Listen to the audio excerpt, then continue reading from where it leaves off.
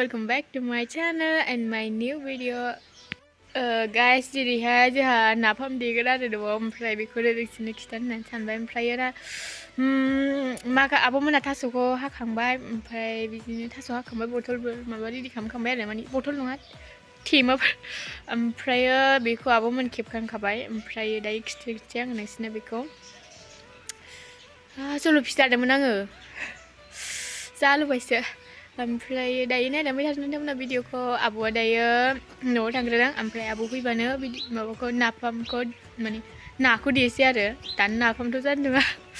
दायो आब' फैबासो देगोन ओमफ्राय दायो खिथानोसै नोंसोरनो ना बासिगासिनो बे नैबेखौ देया आरो देयानो बिसेखौल' देगोन बेल' दंबावो नै नाफाम देगोना बिसोर मोनथामखौल' देगोन आरो एसे उवाल काहिनालाय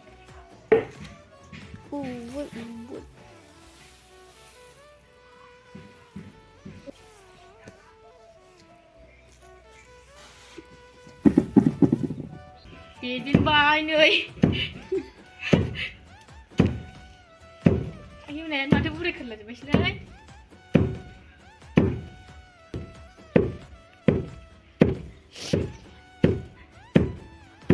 जाबायनो नै खरसे बे एरसोनायखौ अरजाला बेना देखांबाय नाफाम ना गुन्द्रा जाथ'बाय बियो एबाराव नै एबाराव मोनसेखौ देसैलाय बे बांसिन दादां मोननै दं बांसिन आरो बुरजा दांसै थाब जोबलायनाय आयौ फिसा गोलैला जोब्बायसो नै फिसा जागलायबावबाय मोननै देरनांगोन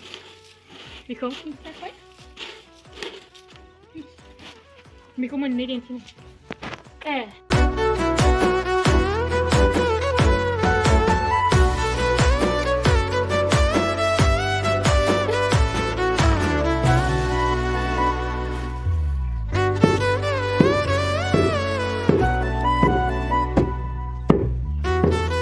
देनोनो रोङा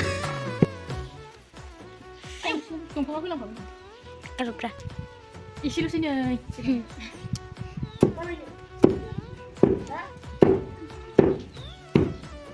दाथ' देयाबा हानाय नङालां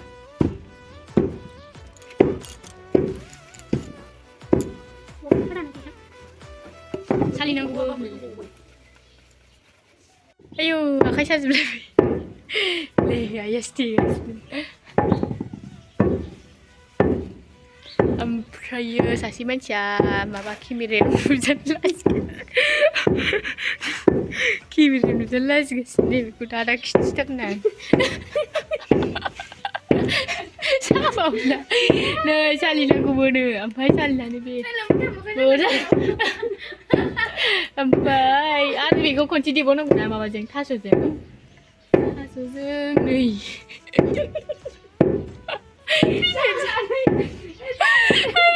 खोनासै मानसिफोरा जारलासोहाय होनलायनांगौ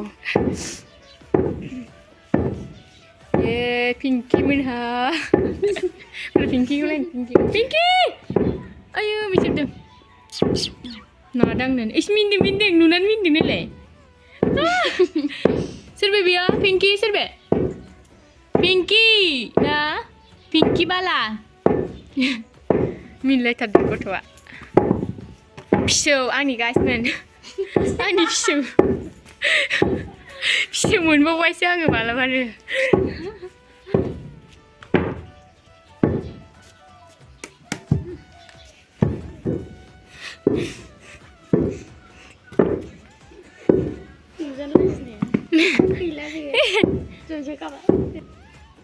आयु बेनि लास्ट ओमफ्राय नै बेयो सोलिखांनाय जाबाय आरो बेखौ थास'जों देदेरनांसिगौ ओमफ्राय हाबायदिसो नुला जोबबाय हायासै दे हायासै हायानो हा गारदो बेखौलाय मा देबावनांगौ गारदो नै देरस'लाजोबबायसो नै थास' देदों थास' देखांनानैसो नाफामखौ होगोन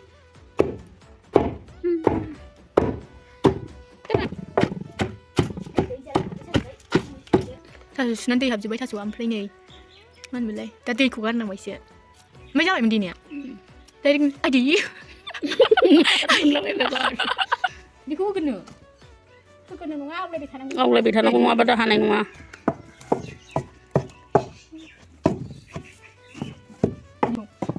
थास'आ होलायबाय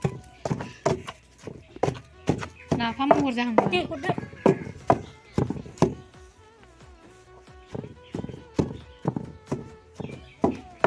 ओमफ्राय थास' सेवनानै दै ओंखारनानै गोरान जायो माबायो दैले जाथारो ओंखायनो एसे गोरान सोनांगौ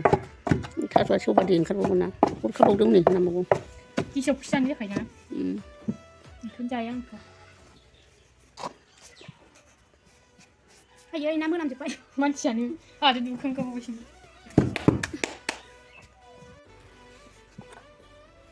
हाब्रु बायदि जाथारदो बे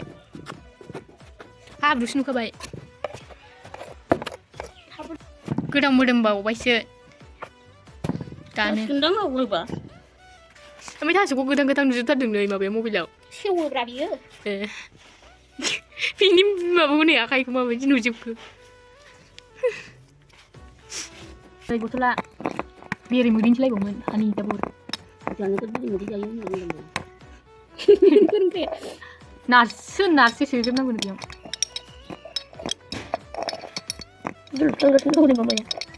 आंबो जायोब्रा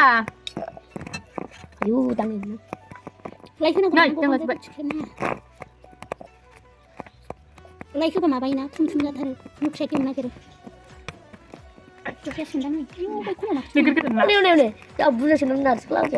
बिदिसो नारसोनांगौ दा नै बेयाव खालि नुदोंना बेखौ स्लिम खालामजोबनांगौ नारसोनांगौब्रा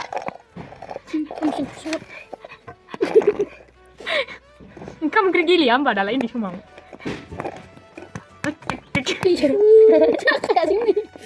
गैला बुंबाय नारसो थामसो हरदोलाय दा खोख्लैजों बिदि नै आंनाबो दंबावोसो मोननै मोनथामल' आं सोनाय ओमफ्राय बिसोरो दाबो सोलाजोबनोसै खंख्लास जाबाय गासै 6 7 8 9 10 11 जाबाय बेखौ लाफाला जायो मास मोनसे थानानै जाजायो ने साहा लोंनाबो जोंहा थागोना रुदोंलै गोरान बारा नङासै गावबागाव जेरनासो जानांगौ मोननै लाबाय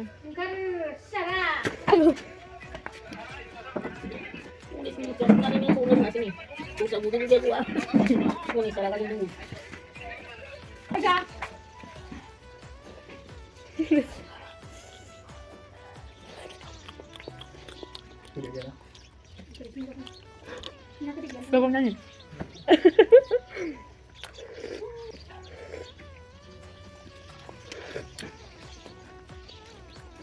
berapa